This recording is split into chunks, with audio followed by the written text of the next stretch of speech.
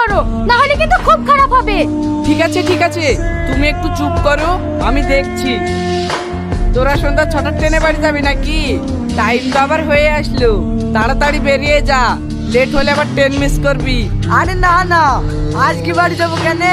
দুদিন থাকবো বলে এসছি, এখনো তো তোর সাথে গল্প করাই হইলো না। ও, দুদিন থাকবো বলে এসছি না? ঠিক আছে তাহলে থাক। এই তুমি আর কি বলছো? থাকবে মানে আজ সন্ধ্যাবেলায় পার্টিতে যাবে না? ও, আমার তো মনেই ছিল না সন্ধ্যেবেলায় পার্টিতে যাব, বুঝলি? তুই আবার অন্যদিন আসিস, আমি ড্রাইভারকে বলে দিছি তোদেরকে স্টেশনে রেখে আসবে। থাক, তোকে আর কষ্ট করতে হবে না, আমরা চলে যাচ্ছি। ওগো চলো। ব্যাস, তোর এই ব্যাটিগুলো নিয়ে যা, আমাদের এখানে কেউ খাবে না। কেউ যদি না খায় তাহলে